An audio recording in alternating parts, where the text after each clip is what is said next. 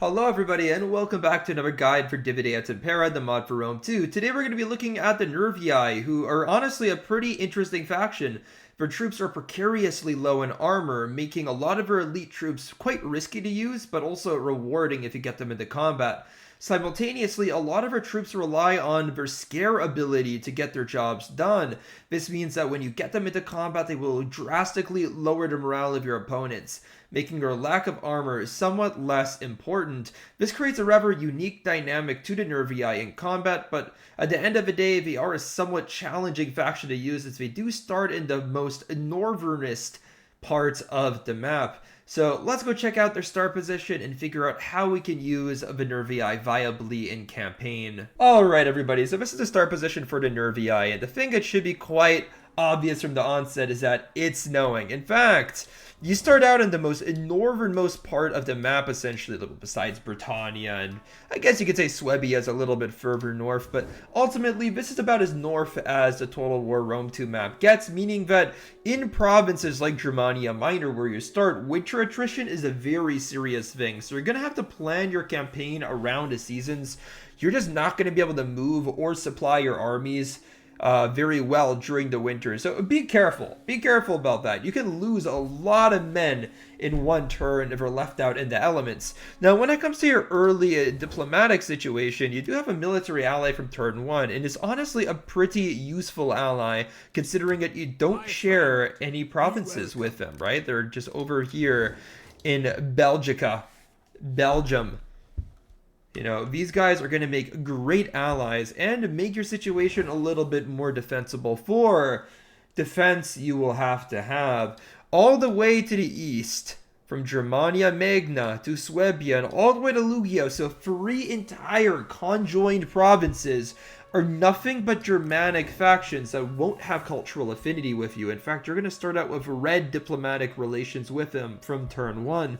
That doesn't necessarily mean that you're guaranteed to be at war with them, but it makes war likely, particularly because Germanic tribes do tend to be rather treacherous and quite expansionist by their very nature, very aggressive people. So ultimately, you are most likely going to be at war with those people, and at the same time as these potential wars are brewing, you're going to need to unify your province. At least that's obviously a natural next step. Yet your provincial capital is all the way down here south, where you'll have plenty of borders with different Celtic factions, as well as potentially more factions to the east here that aren't even Germanic. It just, at the end of the day, taking Byzantia will expose you so much to other factions' expansionism that you might just not want to take it. It's really weird to even suggest this, because you can go directly down here, but it's just such a wide front you'll be forced to defend with limited financial resources that I feel pretty confident in not advising you to take it and just going into Germania Magna. You know, this settlement's relatively safe, so I feel like you could just do that. Just take the Germans on. You know, start converting this population towards a more Celtic worldview, and you'll soon have a province you can actually use for. I don't think a Byzantia is a very good strategic decision to take. Like, sure, the population will be useful for you to recruit with, although there's only 20,000 people that live here. It's not really that good. But ultimately, I don't think it's really worth taking. When it comes to your diplomacy, you can quite easily make alliances with all of these Celtic factions too. You can see here with the Sequani, they're happy with a trade agreement. I think the Trivari here, they'll take a trade agreement too. Maybe they'll take one for just a tiny bit of money or something. Yeah, they'll definitely accept this. So you can very quickly make good diplomatic relations and take the Germans on instead. Other thing you need to know about the Nervii is that you actually start out with a lot of military technology already researched. You can see right here, you already have this first military tech researched, and you can very quickly get headhunt too, allowing you to build a level 3 infantry barrack. So you can very quickly get high-level infantry, at least by Belgian standards, high-level infantry, and recruit. Now your turn 1 recruitment isn't excellent, I'll be completely honest. It's kind of, like, you're going to have to cobble together a very strange army made out of ragtag units. Your best unit that you can recruit in turn 1 is definitely this Belgian Axeman, which isn't as good as the Boii or Galatian Axeman, but it's close. It just has a little bit less armor, but ultimately this unit is pretty good. This cavalry unit is decent. It's pretty good for a turn 1 skirmish cavalry, but 11 morale is its clear limitation. This unit will die in combat, but it has pretty good melee attack and defense, good skirmishing capabilities, great morale for a skirmish cavalry, so they'll serve you well. Your main line's gonna have to be made out of these Belgian light spearmen. This is a pretty bad levy tier spear unit. And honestly, you're not going to get a good levy tier spear unit, because of this one right here that you get with your level 2 barrack, like, you'd think it's good, but looks are deceptive. This unit, for whatever reason, comes from your 2nd population class, and they're not particularly good. They're extraordinarily average for a unit of this type, so it makes no sense why they come from your 2nd population class if they're even classified as levy tier here. Yet they do, making it rather inaccessible, and I would really not advise that you spend your warriors on this unit. So your main line's going to have to be composed of less than optimal units with these Belgian light spearmen that are kind of like what you can do. You just get a bunch of these guys, you get archers, your Belgian archers are really, really good. And, you know, you get some axemen, you get a couple of cavalry, you know, maybe you get rid of one of these, get an axeman instead, and you have a relatively cost-effective army. For mercenary recruitment, you don't have great options in this province. Like with Germanic hired longbow hunter, I wouldn't really go for these guys. They're not amazing, although they do have decent combat stats for an archer. These Germanic bear warriors are pretty good. The 30 charge bonus is obviously great, and 15 armor penetration is exceptionally high, but they are a light unit with also 1 armor, so beware. They are ultimately very easy to kill, and they'll drop like flies if you expose them to too much danger. You can also get this cavalry, but it's just far too expensive considering what it brings. With such an army, you can quite easily invade east, and as long as you don't take Vesantio, you know, you can kind of avoid having to deal with any Celtic factions. You'll be able to keep positive relations with them without doing anything, and just conquer the Germans at will. You know, it'll be an uphill struggle because the Germans are more numerous, but, you know, if you play your cards right and you fight your battles well, then you can definitely, you know, have a solid 3 provinces out of its expansion, all the way in the northern recesses of the map, which are very safe, and then head south as this roving Celtic unstoppable horde and just dominate your Grecian and Roman foes. And that's really all I have to say when it comes to your campaign start position. You're going to be fighting a lot of Germans from the onset.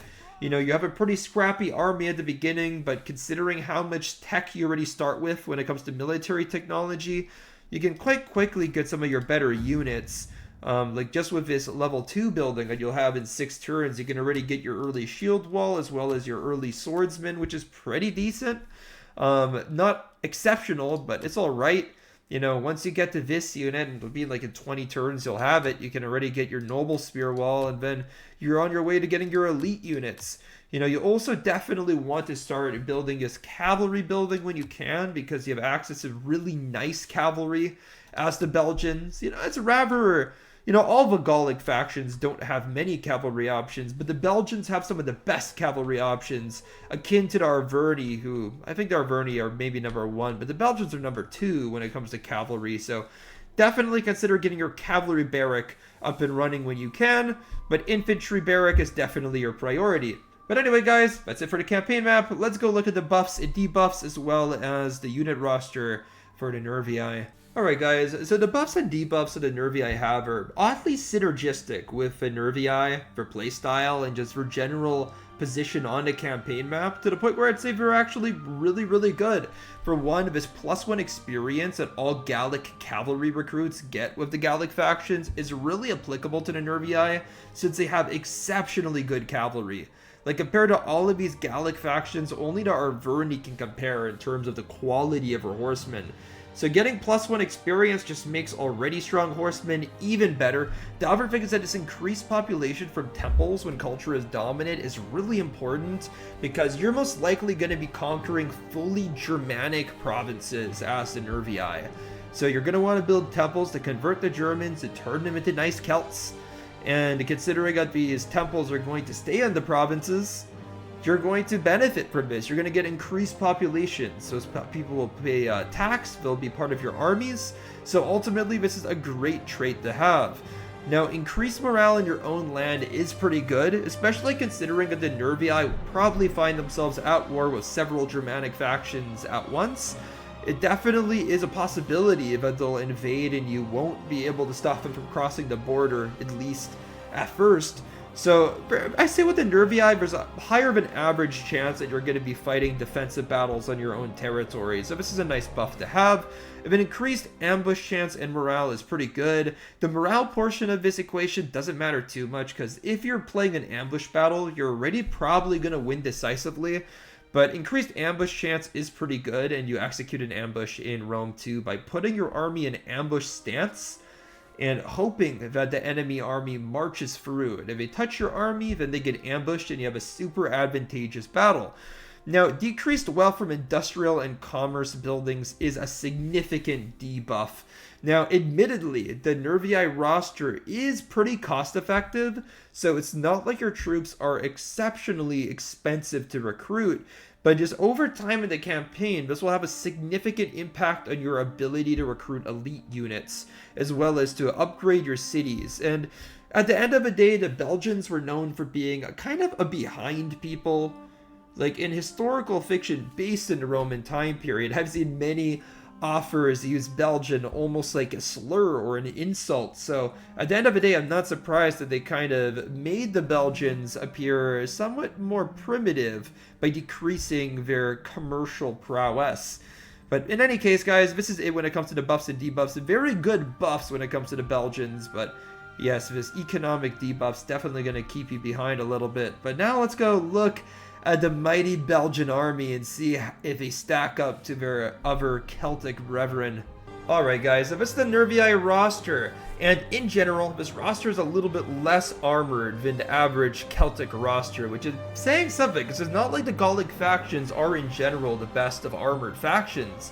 No, I would say that, you know, some of them are decent, like the Arverni and stuff are relatively armored on average, but every Celtic faction has a couple of high-end, low-armor troops, particularly heroic sword variants and stuff like that, or perhaps an elite skirmisher that's unarmored, or a less armored spear wall or cavalry. But the Nervii, just across the board, have less armor in virtually every single category, but the Nervii are much more likely to have a unit with like scare ability in each category. They're also more likely to have kind of high damage troops, but at the expense of armor. So they're rather an interesting faction because of that. But one place where they have armor in abundance is definitely in their general units. In fact, I would argue that amongst the Celtic factions, the Nervii have some of the best, if not just outright the best general units to choose from,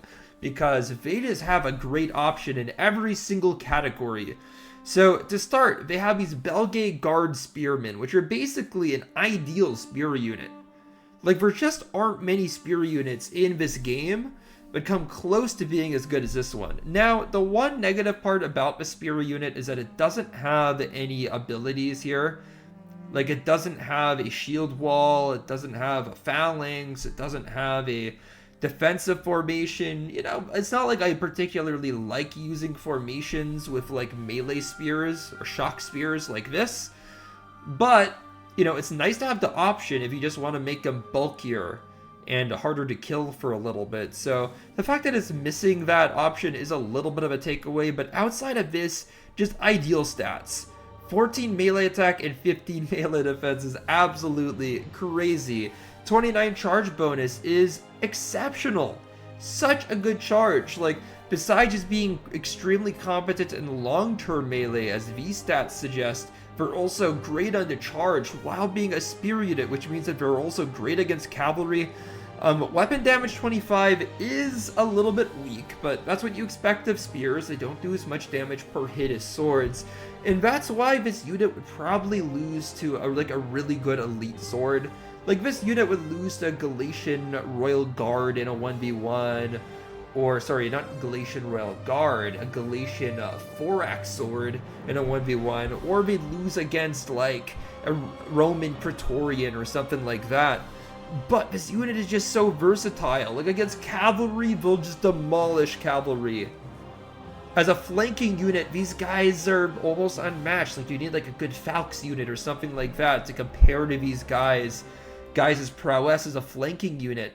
This is just such a versatile unit. Also, it has a volley of javelins, which is also a nice bonus. So just overall, phenomenal unit. Chef's kiss. Definitely, I recommend that you bring these guys.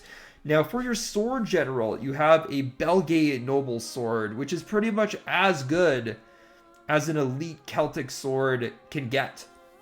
Just truly exceptional. The only better sword in this game when it comes to the Celtic factions is your Galatian Thorax infantry, because these guys do have 3 more armor, and I believe that's the only difference. Actually, 3 more armor and 3 more morale.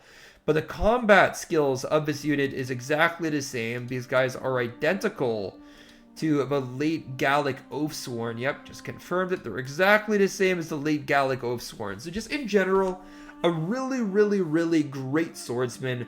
You know, the 21 charge bonus means that these guys do have higher than average shock impact. Like your typical Roman legionary unit will have like 18 charge bonus, while these guys have 21. So they're a bit better than, you know, other good swordsmen at charging, while simultaneously this 30 weapon damage makes these guys exceptional at grinding down opponents. One of the best swords in the game, comparable to other elite swords very easily. Just a great unit and a great option for the Nervii. Now your Belgian heavy cavalry, these guys are really good too. And that stems from melee attack and melee defense. 12 and 18 is really, really good. 52 charge bonus is great. The only place where these guys are a little bit lackluster is in weapon damage. 27 weapon damage can definitely be improved upon. You know, a better horse unit would probably have like around 30, although 27 is still very good.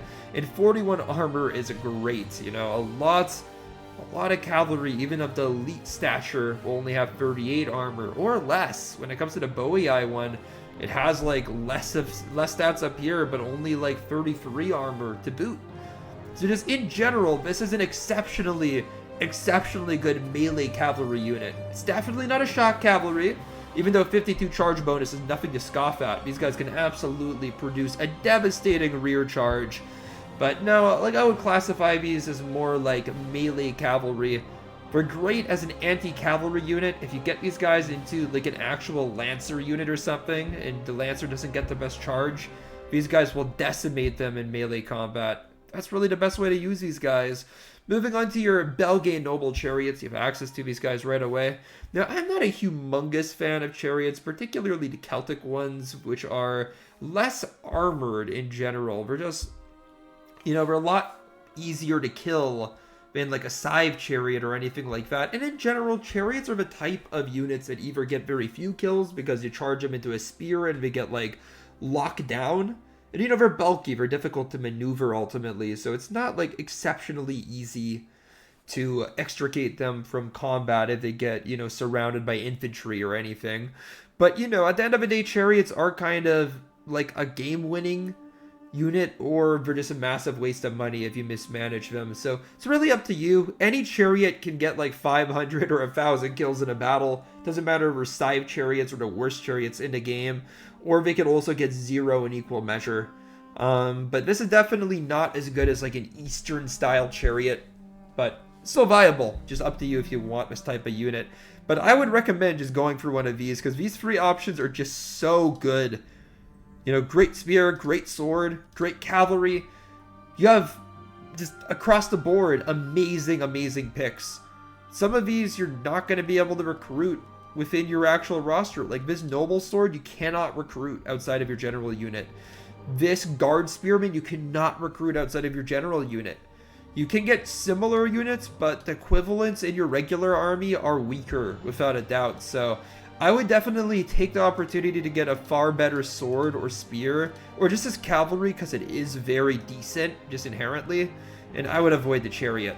Now moving on to your melee infantry, you have plenty of options, but your options are far from exceptional. Now you're going to start out with this Belgian assault infantry, and it is a levy tier infantry unit. It is honestly not a particularly good one.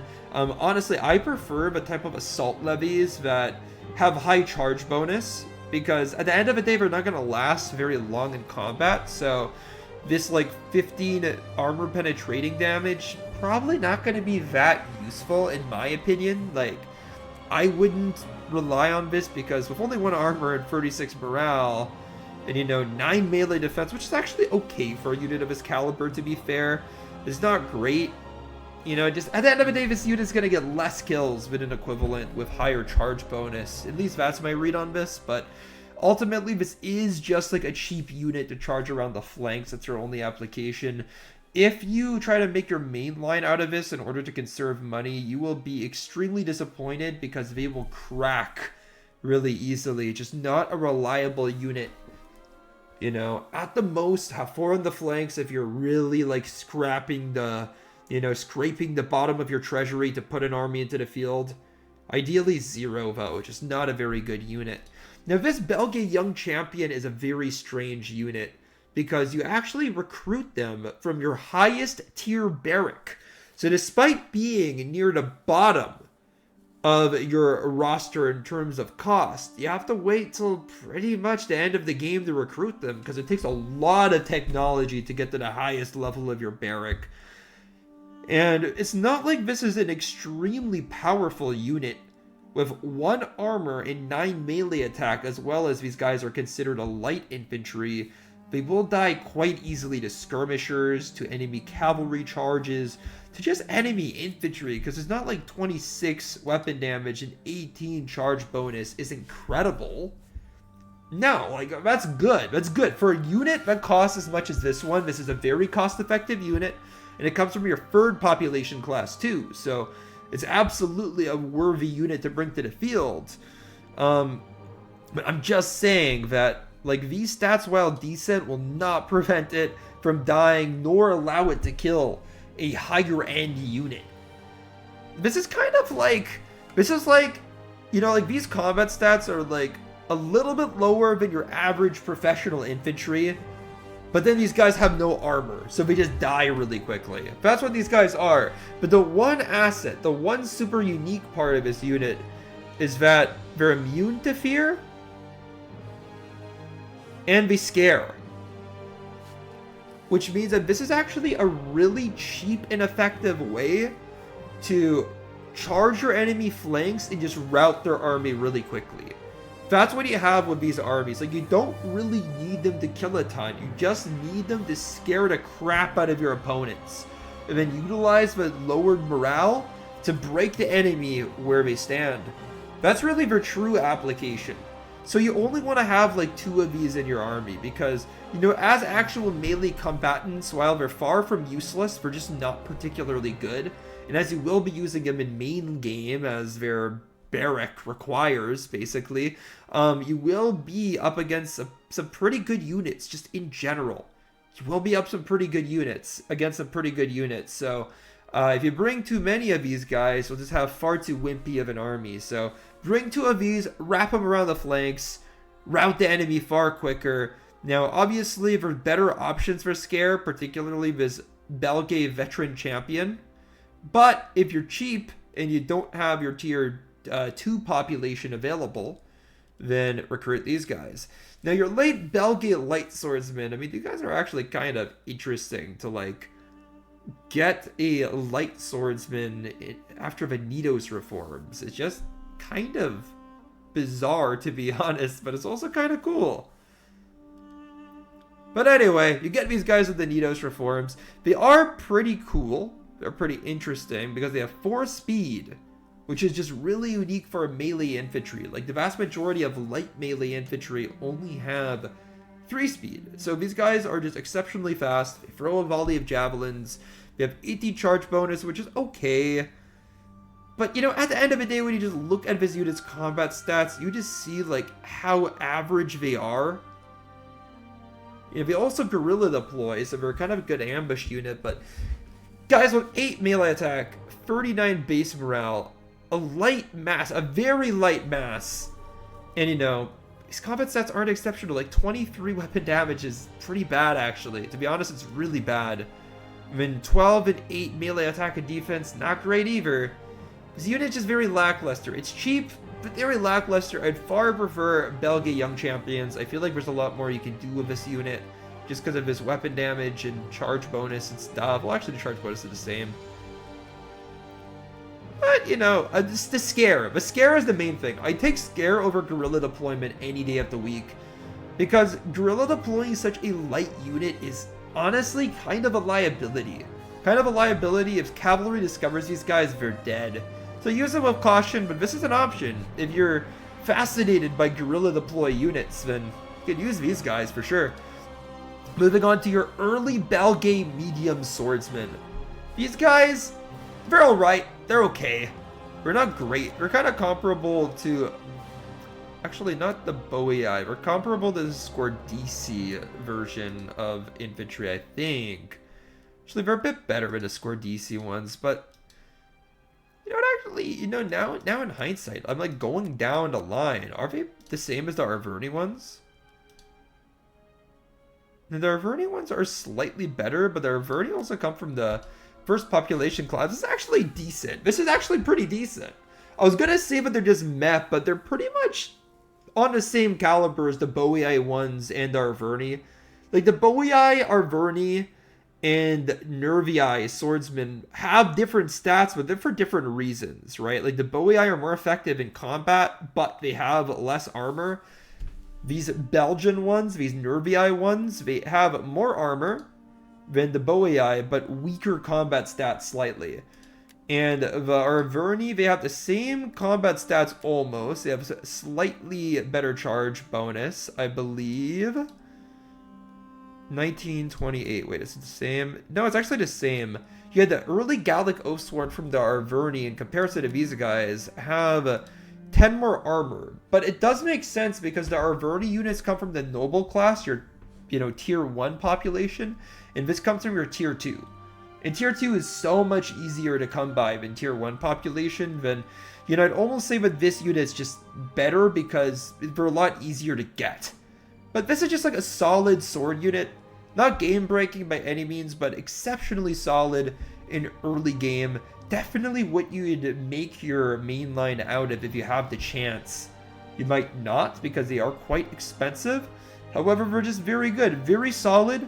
Not the best. Definitely not the best. Like I mentioned before, the Arverni swordsmen are better if you can actually get them. And the Galatian swordsmen are way better than this in early game. Although... You know, the Nervii have a way more balanced roster, so it makes sense why the Galatians would have a better sword. But yeah, this is just decent. Better than the Squardisi one. I don't know if I take this one over to Bowie. I kind of like lighter, but more powerful. But in any case, this is pretty good. This is a pretty decent sword unit. Now moving on to your Belgian Axemen. These guys are pretty good, but they're not the best axe units. The Arverni, they have a better axe unit, I believe.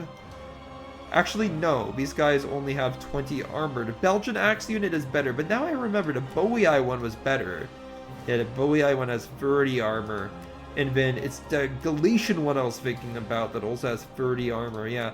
So this is kind of middle of the row. It's in the middle between the Arverni and the better Bowie and Galatian ones. What about the Squardiki? Squardiki, did they have axemen too? No, they didn't have axemen. So Squardiki out of the equation. This is like middle of the row. But ultimately, axemen, particularly Gallic axemen, are very, very good. With exceptionally high charge bonus. They're more or less a shock unit. And they do good armor penetration. So in long-term combat, they can do pretty well. Particularly against heavier sword units. but you don't want to have them as your main line ever. These are the type of units that they stay on the flanks and they wrap around, or you keep them as kind of like a second line, kind of right behind your main line, and you charge them in and kind of cycle them in and out. Now, moving on to your Belgian veteran champions, this unit gives me immense mixed feelings because of all these heroic swordsmen, this one's just a little bit weird. Like, it has exceptional combat stats, like 32 weapon damage and 17 melee attack, puts him at the highest end of melee stats when it comes to heroic swordsmen. In fact, I believe that that's actually better than the Nervii one, which comes from your first population class. Yeah, like the Nervii one has higher morale. It has the same weapon damage, but higher charge.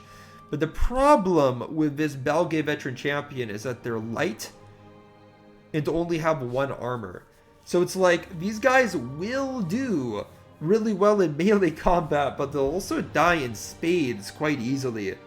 And of course, with only 1 armor, these guys will be a magnet for enemy archer fire. At the same time, they only have 22 charge bonus, which is good when you put them in the broad realm of sword units, but like compared to other heroic swordsman style units across the board for the Gauls, this charge bonus is terrible. In fact, I'm pretty confident in asserting that it's like amongst the worst. Like the Boii one that I didn't recommend that you bring has the same charge bonus, so that's saying something. I believe the Skordiki don't have their own heroic sword. The Galatians also don't because they have a naked spear. So I don't know, like this unit is good because combat stats are really good and this unit scares. So when I was talking about these Belgian young champions, this is basically the better version of that unit. Also, this unit has 4 speed, so for a unit with these combat stats, you know, that 4 speed is good, but just understand the volatility of this unit. It can die very quickly, but its ability to have seismic impact on the battlefield is also very high. This is like a chariot, but in infantry format, so you should absolutely consider bringing this unit, but also be wary about how it can die quite quickly. Now, moving on to this late Belgian chosen swordsman, it's a pretty good Celtic swordsman, akin to the Boii ones, I believe. You know, this is also heavy, and I'm pretty sure that the late Boii ones have the exact same stats. No, actually, these guys are medium, but the exact same combat stats. The Boii ones have a shield wall formation, this one doesn't. That's the difference. Again, it's so cool, like the minute little differences between all the sword units to make them unique, despite having the same stats. Just a difference in mass, plus adding a formation to the Boii makes them different. And that's why Divide et Impera is so cool. Like, no one's gonna notice these things on the surface unless you just go in and like look at the units one by one. But anyway, the late Belgian chosen sword, just good Gallic sword. You know, the Gallic sword archetype is very good. The big 4x swords look silly. So just in general, very good sword unit, very solid. Galatian one's better, the Nervii one's better, but those ones come from the first population class, so it makes sense why they'd be better. Just great sword, will compete in late game, bring him. Now for your spears, you honestly don't have the best options. This Levy Spearman sucks. It's amongst the worst Levy Spearmen. Don't bring him ever unless you absolutely have to, or you're just trying to bolster public order in a province or something. Horrendous unit. Never bring him. These guys will probably make your main line when it comes to your first army, solely because you don't have a better option than these, but this isn't a good unit either. If you don't have any javelins, for combat stats, they're amongst the worst that Levy Spearmen can get. 8 armor is, like, it's acceptable, it's armor, but it's not good armor. You know, you'd hope that your early game Spearmen would have either 15 armor or have better combat stats, and this unit does neither. So overall, this is a crap early game light Spearman. The ones that you're going to have with the Nervii are better. The ones you're going to have with the Skordiki are better. The ones that you're going to have as the Boii are way, way, way, way better. Incomparably better. This is what you have as the Boii here. Better combat stats and 15 armor, as well as a volley of javelins. This is a terrible early game spear, but you're stuck with them. This is definitely like the weakness of your first army. Then moving on to these Belgian medium spearmen, for some reason these guys come from the warrior class, which makes it harder to just get like a solid armored core, because you really can't justify getting a unit like this from your warrior class. We have identical stats to this Boii light spearmen. Actually, no. These guys have one more melee defense, but that's such a minute difference. Absolutely not worth getting these guys solely for that. See what? It's not even medium in mass. They're still light. Just overall disgusting. And I think his Boii, yeah, this Boii unit comes with a volley of javelins, so that in of itself is an advantage. Okay, this Belgian medium spearman does have 45 morale, which is pretty good though. But is overall such a lackluster unit considering the population class it comes from, so I wouldn't get these guys either. Now, these Belgian elite spearmen are pretty dang good. They're pretty good, but they're not great. And the reason I say that is because they only have 30 armor, which is far from ideal. They are a heavy unit though, but has 3 speed, which is pretty unique. Like, this is overall a versatile unit, but as the name suggests, they come from your elite classes, they come from your nobles. And that makes recruiting these guys a little bit difficult. So I don't quite know whether that's really how you want to spend your noble class. I would probably just prefer to recruit like a bunch of noble phalanxes, but having one of these guys on either flank will absolutely be worth it. You know, to ward off enemy cavalry. Guys, look at this bonus. There's cavalry. 25 is absurd. You get these guys in against cavalry, they'll rip them to shreds. But against enemy infantry, particularly against an elite sword unit, these guys will get thoroughly outclassed. So look out for that. This guy adds versatility to your army, adds stability, adds anti-cavalry support. But, you know, you can definitely get better value out of a sword unit if you're just looking for an anti-infantry unit or an axeman. Now, for your phalanxes, you have decent phalanxes, but you don't have great phalanxes. The Nervii phalanxes are in general better, and the problem is that your lower tier phalanxes are kind of bad.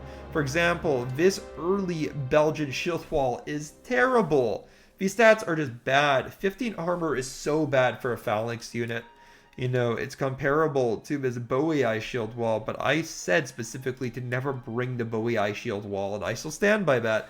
This early Belgian shield wall is a little bit better because it's a medium mass instead of light mass like the Boii. You know, it comes with 42 morale, which is slightly higher than the Boii, but just in general, it's not that good. The Nervii equivalent to this unit will just be better across the board, better combat stats, better armor. And even once you get to this late Belgian shield wall, they're just not the best, I believe. Actually, no, they do catch up to the Nervii in that case, and I believe that the Galatian one is the equivalent. So once you hit Midos reforms, you do get to an acceptable basic spear wall, but your early game one will be slightly disadvantaged, so do consider that. It's a more viable tactic to go for a central phalanx as the main line of your army going into late game. The only way you can kind of make it in early game is if you get these nobles, who are very good. Although I think that our Nervii nobles are better. You can see that this noble phalanx is 35 armor, this one has 38, compared to the Nervii, who have 30 on their early one and 35 on their late one. Although the combat stats are equivalent. So yeah, these like late game phalanxes, early and late game phalanxes are pretty solid. Not the best in the game, but amongst the Gallic factions, they'll take a second place. Unless you want to count the Squardiki Pikes, who are the best, I think. Pretty objectively the best, because they'll crunch these guys in an actual one-on-one fight. These guys are pretty solid. Of course, you do have to expend your first population class, so there's a trade-off to consider here, but ultimately these guys are very good and can be a viable mainline. For your mainline, you're either going to go for these melee infantry or your phalanxes, so choose wisely. You know, phalanxes can be solid, they can be very defensively capable and all that, but, you know, your melee infantry have a lot more shock value and ability to kill quickly, so it's really up to you as a player. You know, you're probably going to have armies that do You know, you're probably going to have armies that do a central phalanx and armies that do mostly melee.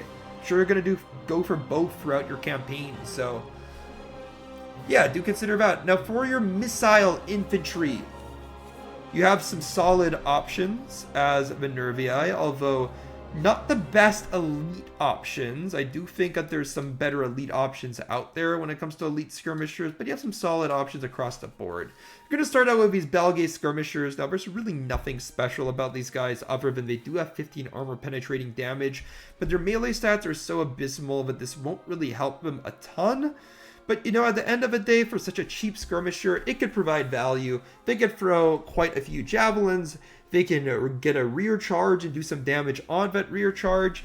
They are useful in their own sense, but just a mediocre unit at the same time. You know, if you have money, bring something better. These Belgian archers are the best Celtic archer. Just hands down. The best Celtic archer, but the only Celtic archer that comes close to reaching 165 range. And most Celtic archers don't even reach 150. The Boii, they had the other reasonable Celtic archer, and these guys, wait, no, these guys actually reach 165 too. Interesting. Well, now we have a competition here. The Boii archers are more expensive, but then they actually have decent melee stats. Did I just lie? Did I just catch myself spreading misinformation? I think I did.